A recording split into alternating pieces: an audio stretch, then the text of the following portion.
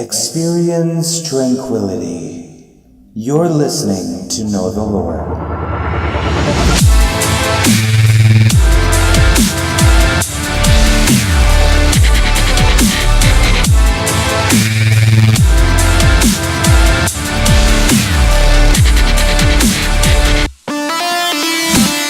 Hey everybody, my name's Chris, aka Slurrednerd on Twitter, or if you play Overwatch on the PlayStation Network, and on this podcast I go through all of the lore that Blizzard has currently given us for Overwatch. I am researching, dissecting, and reporting it all back to you, so that you can listen to all the lore in one place. Over the last few weeks, I've gone over several characters from the current roster, and I've given you a little bit of information on new characters or new maps and things that we might see in the future, and I'm gonna do it again. As of today, the day that I am recording this episode, which it'll probably end up coming out a week after, so this will be old news, but more data mining has been done in the Overwatch PTR, which is the public test realm.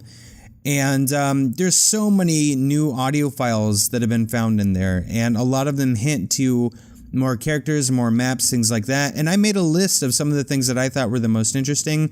I'm going to go through it just really quick, and then we're going to get into our characters. And like I said, all of this is going to be speculation, and this is going to be based off of the data mined audio files. And if you go on Reddit, there's a post where you can download these audio files that have been collected. So if you want to go through them yourself, I went through some of them today. There's so many in there. There's like 20,000 files at least. So there's probably a whole lot of stuff that we still haven't found, but a lot of really interesting stuff in there. As far as new levels, one that we know we're going to get for sure is a castle in Germany that is going to be the home of Reinhardt. And we do get a little bit of information on it and basically some proof through some of the audio files. There is one audio file of Reinhardt saying it's good to be home, and he starts calling for Bridget, which if you read the Reinhardt short story, which I talked about in the last episode, so this is definitely Reinhardt returning back to his roots. He also mentions that a lot of his companions are buried here, which makes me think that maybe there's going to be some sort of burial area or like graveyard or something. That would be cool. That would be really awesome to have a battle in a graveyard or something like that. And to couple with that, there's a lot of like really creepy music and audio files, like strange sound effects that have been found. It could be linked to that, or it might be something that we're going to get later on around Halloween. There's a bunch of new themed loot, like loot boxes and things like that, and a new weekly brawl, basically themed for the Summer Olympics. And if they're doing a Summer Olympics theme, that tells me that they're going to do a lot of themes. I mean, that's not a holiday, it's a cool event, but Blizzard, especially in like World of Warcraft, is known for doing a lot of themes for holidays. So maybe we're going to be getting some special stuff for like Halloween, for Christmas. I definitely hope so, even if it's just a cool brawl or a new map that we're going to have for a limited period of time. That would still be really awesome, so I'm looking forward to that kind of stuff. There's also an area that's referred to by Athena, who is our narrator in the game, called Ordinance Bay. And along with that, along with her saying the words Ordinance Bay, there's a lot of sound effects of seagulls and the ocean and birds, and it makes me think that there's going to be a map that's going to be kind of a beach sort of theme.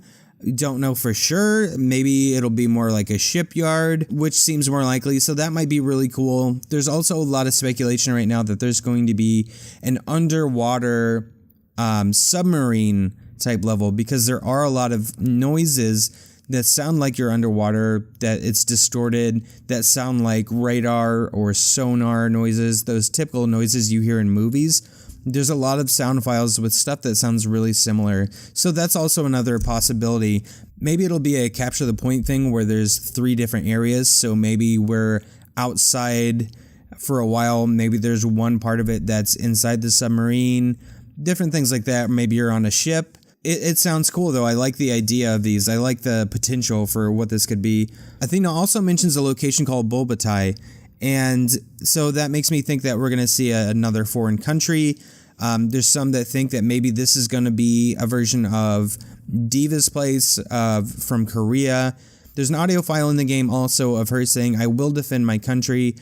And since we are going back to Reinhardt's place of origin, and a lot of the other maps that we already have are the places of origin for some of our other characters. We've got King's Row in England for Tracer. We have Hanamura for Hanzo and Genji. So it's a very big possibility that maybe we're going to see a part of Korea for D.Va.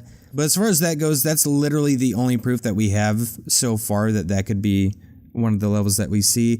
Horizon Lunar Colony is another place that I think everybody thinks we will probably visit. If you don't know what that is the colony on the moon that Winston grew up in, and that's an episode. I will cover all of that information. But there is a ton of audio files right now of Winston referencing the moon.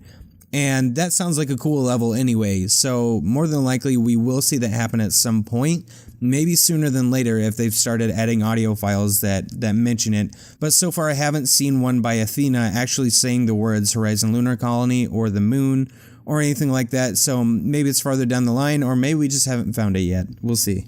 There's a lot of electronic noises, a lot of digital noises, sound effects, as well as music. This sounds like it might be attributed to Sombra. If we know anything about Sombra, we know that she is a hacker. She's obviously going to be technology-based to some extent, so these are probably sound effects for her.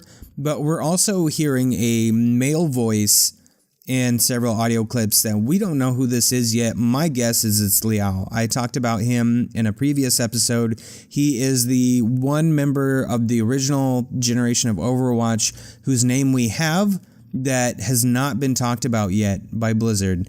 So we've kind of had teasers. He's been mentioned in things before. If you even go on their website, if you go on Wikipedia, you will see his name listed. And that's all we've got. So these could be voice files for him, or it could be something completely different like Doomfist. A lot of people are hoping that we see Doomfist.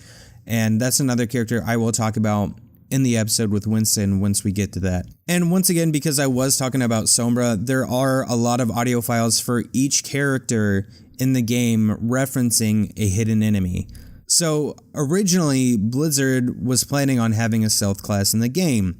They played around with it, they felt it wasn't working really well, and they had said that they did not want to visit stealth. So I'm not sure if these are old files or if these are going to be attributed to Sombra, because there's a lot of evidence that she could have some sort of invisibility or cloaking type move. I mean, it's a possibility. So having all those audio files for each character just makes me think that there's probably more to it.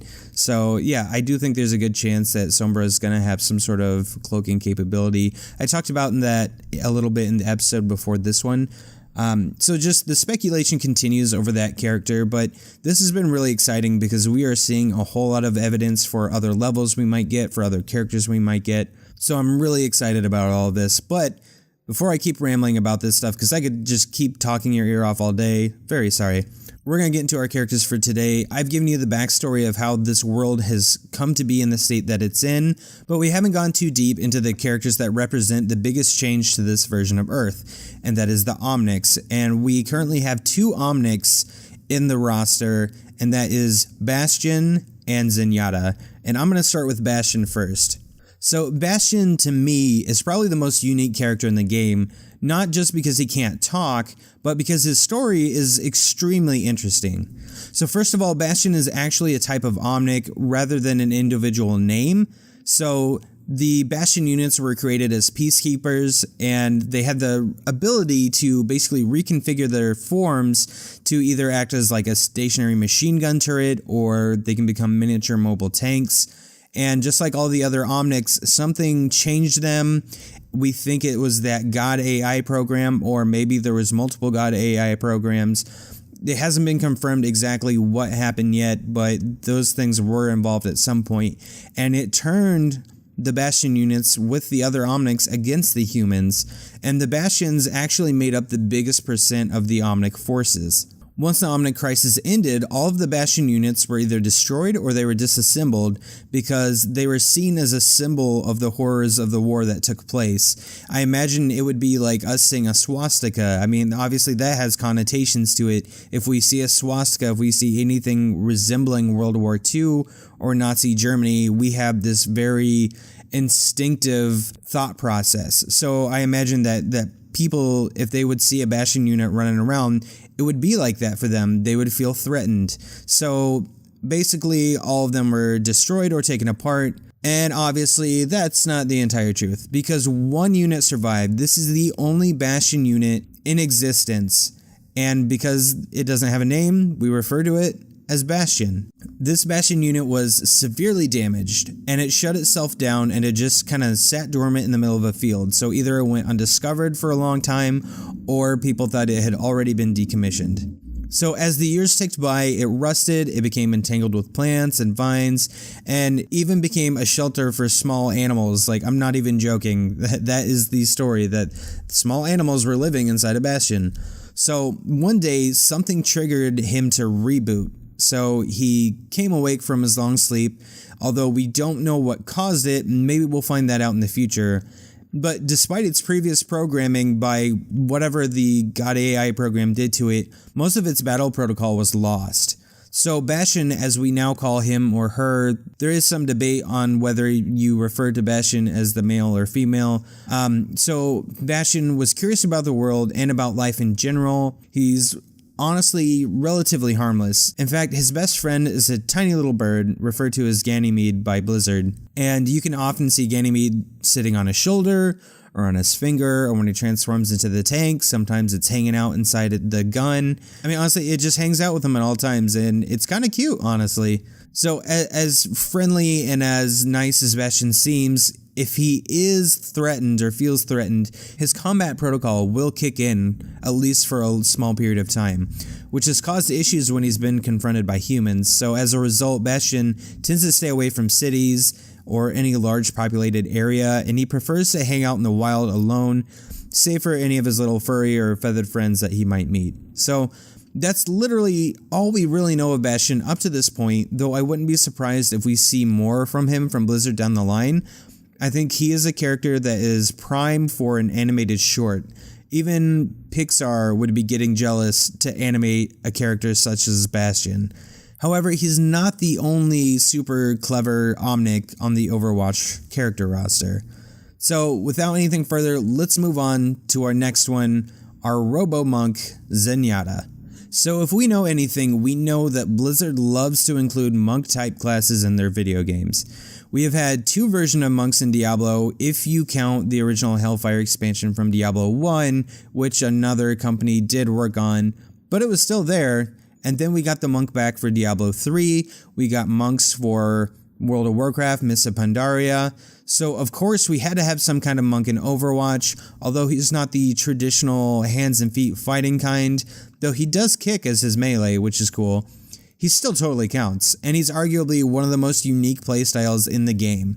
So let's talk about where he came from.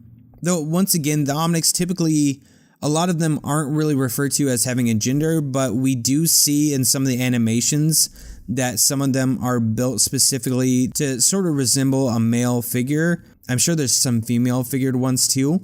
But Zenyatta is another one that's built to kind of resemble male, and he speaks with a male voice, so I'm just going to refer to him again in the masculine until I know better.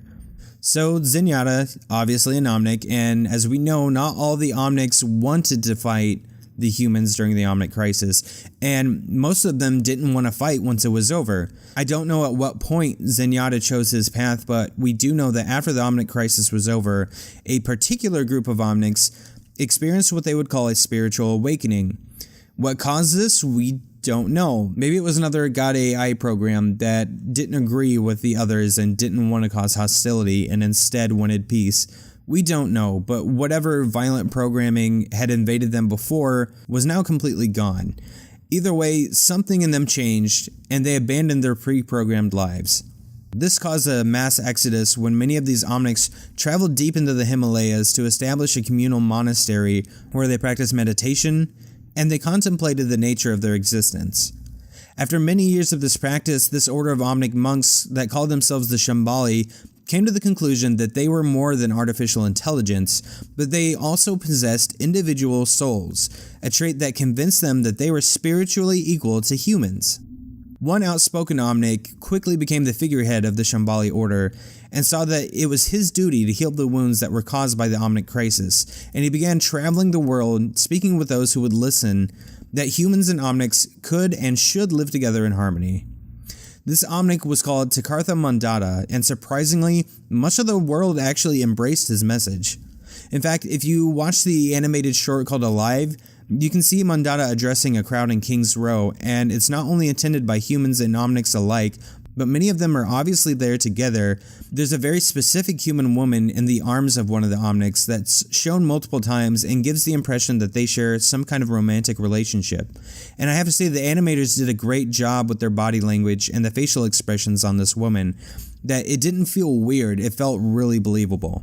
This instantly made Mandata and his group of Shambali celebrities, which didn't sit right with one of their order, and that was Takartha Zenyatta. So Takartha obviously is some sort of title as opposed to a name. They just seem to have the singular names with that as a title that's attached to it. So he disagreed with all the publicity and the dogmatic preaching to the masses and felt that the way to really heal and to express the point of their spirituality was to establish close working relationships and engage individuals and communities on a personal level. So, unable to support Mandata's quest any farther, Zenyatta left the monastery to travel the world, and he helped individuals pass their own struggles to help find peace. And, if needed, Zenyatta will not back down from a fight if it means protecting the helpless and the innocent, be it Omnic or human. So, how effective is Zenyatta's interpersonal mentoring versus Mandata's widespread teaching? It's really hard to gauge, and neither is necessarily correct or incorrect.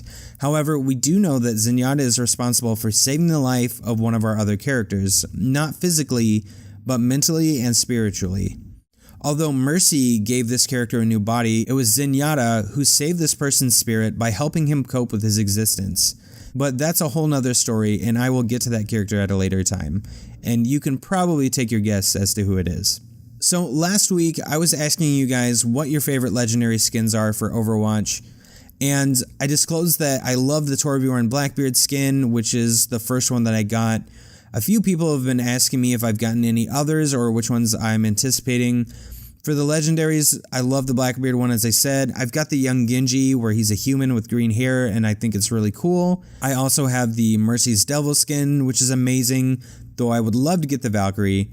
I also have Symmetra's Vishkar skin, which is cool, but it's kind of underwhelming compared to the Goddess one. I've also gotten Junkrat's Hayseed, which I think is actually my real favorite in the game. And I also really enjoyed the Bumblebee skin for Diva, as well as pretty much all of Reaper's legendaries, of which I only have the white one. But as I said, as far as absolute favorite, I'm going to go with Junkrat's Hayseed, which leads me to the next episode's topic, Junkrat. But also Roadhog and Pharah. So you're going to get 3 instead of 2, so don't say I never did anything for you. So make sure you come back for that episode. As always, you can contact me via Twitter or find me on the PlayStation Network at Slurrednerd. We recently went through a network change, and I think I mentioned it on the last episode, but just in case, you can go to NerdSloth.com. We do have a contact form, so if you want to get a hold of me, you can go there. Or you can email KTL, that stands for Know the Lore, so KTL@nerdsloth.com. And hopefully by the time this episode airs, I will be Prestige. My wife beat me by like weeks. She's been Prestige for a while, which is super embarrassing, but she is an amazing gamer, and I have no chance if we were to ever play against each other. But I hope to see you guys on there. A couple of you have started adding me already. I'm looking forward to playing with you guys, but just so you know, I'm extremely casual. I'm not a hardcore gamer by any means. I'm just there to have fun. But I look forward to getting to hang out with you guys in-game. So thanks again for listening, and I will talk to you next week. That's me trying to do a Bastion impression. That's all I got. See ya. Chris here. If you enjoy the show, please rate, like, subscribe, comment, or share, as every little bit you do helps the show. Know the Lore is recorded and produced by NerdSloth. More episodes can be found at nerdsloth.com, along with our other awesomely nerdy shows. Search for NerdSloth on social media such as Facebook, Twitter, and Instagram. Music heard during the show is the Overwatch Victory theme remixed by DJ Effiksha. Go to effiksha.com to hear more.